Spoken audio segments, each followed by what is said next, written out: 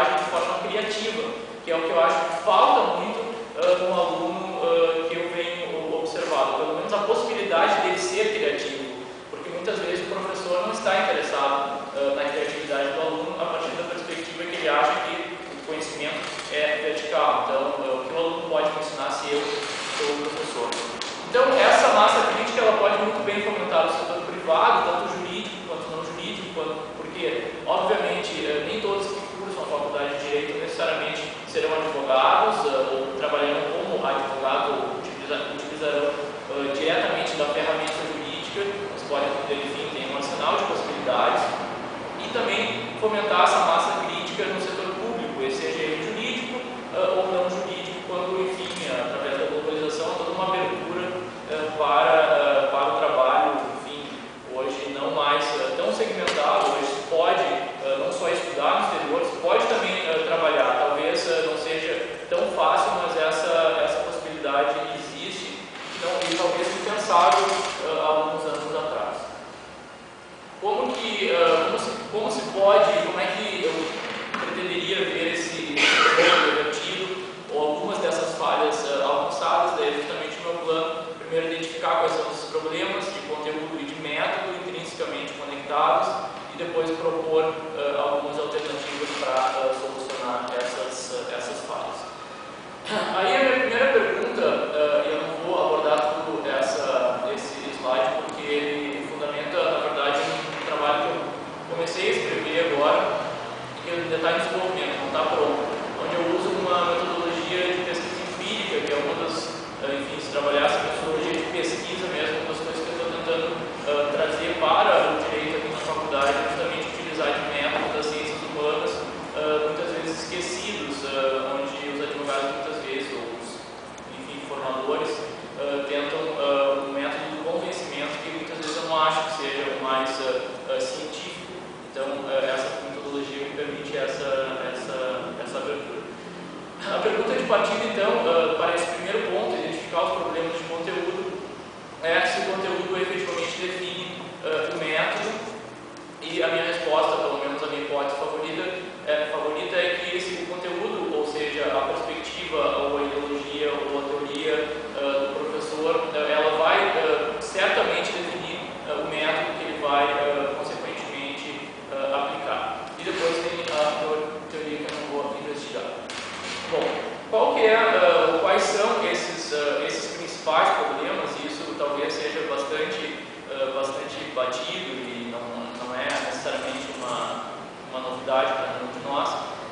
Qual é o problema que existe, ou qual é a principal crítica que se pode fazer, e para entender justamente por que eu partiria, ou por que eu abordaria a necessidade de trabalhar com metodologias alternativas, tal como é o caso do método de casos no direito.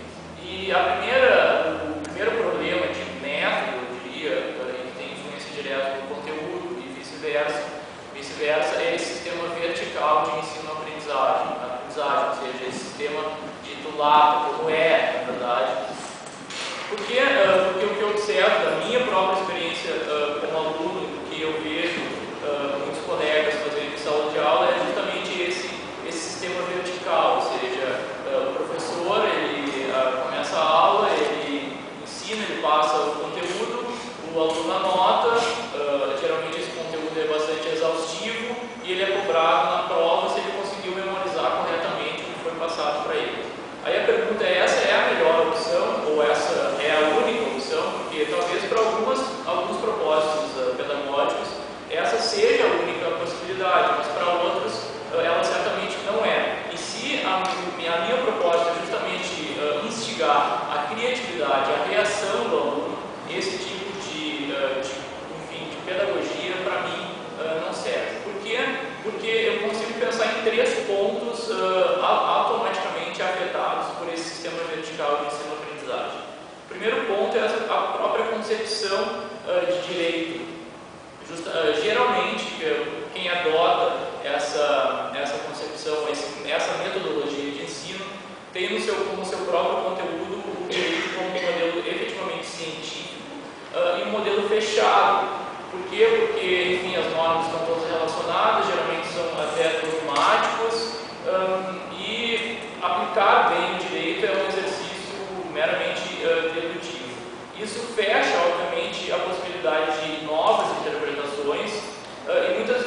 professores eles passam a aula inteira discutindo interpretações sobre um determinado artigo de um código, sobre, às vezes, com relação aos casos, isso não é tão desinteressante, mas geralmente essas interpretações às vezes nada importam, há uma desconexão muito forte entre o que é dado em sala de aula e o que acontece efetivamente na prática.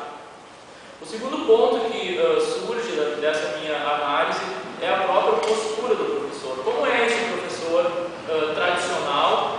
Esse professor é o considerado professor enciclopédico, ou seja, ele é o detentor de conhecimento, ele faz então um certo favor de passar esse conhecimento para os alunos que tudo absorvem, anotam, questionam, se questionam muitas vezes são até rechaçados. E por último, por consequência, a postura desse aluno é um aluno que ele é mero coadjuvante desse processo de ensino-aprendizagem. Isso, enfim, já é ruim se nós buscamos ensino de conteúdo bom, porque eu tenho a perspectiva de uma pessoa só, não dou abertura para outras possibilidades, mas ele, fundamentalmente, ele é perigoso, ele é ruim porque ele reforça essa figura passiva do aluno. Obviamente que isso é uma figura caricata do professor tradicional, é óbvio que nem todos são assim, mas é como eu escolhi para definir o que eu considero que o professor renovado deva fugir desse modelo justamente para oferecer alternativas novas. E aí eu passo para a minha segunda colocação, o segundo ponto dessa breve exposição, que é a proposta de alternativas de método e conteúdo. Ou seja, como é que eu, através de uma metodologia nova, posso reverter o ensino do próprio conteúdo do direito internacional? Isso é um desafio e é uma proposta de subversão, então, do conteúdo via renovação metodológica. Através do método eu consigo renovar o próprio conteúdo do direito internacional, onde a minha hipótese efetiva é que o método pode, sim, subverter o conteúdo, como faz, por exemplo, e já foi argumentado por professores, que o próprio direito comparado, por exemplo, como método, pode renovar as estruturas nacionais de determinado sistema jurídico. Que alternativas eu tenho, então, e a minha alternativa, enfim, que é já hoje solidificada, já escrita e pesquisada por muitos professores, não necessariamente do direito, mas do próprio da educação, que é esse sistema pautado na horizontalidade, ou seja, o sistema horizontal de ensino-aprendizagem, o que é uma ferramenta possível para o professor, mas ela confere uma abertura para todos os atores desse processo de ensino-aprendizagem, essencialmente o aluno. Qual é a concepção idealizada desse professor? Qual é a concepção de direito que esse professor tem? É uma concepção aberta, um modelo de construção, um sistema aberto onde, na verdade, tudo é possível. E o professor, nessa concepção, ele não necessariamente é uma enciclopédia do direito, ele é, sim, um bom orientador, um guia, um norteador das perguntas, um norteador de respostas, um indagador, uma pessoa que consegue, então, efetivamente, fomentar esse debate através de vários métodos. Caso uma possibilidade, essas teorias,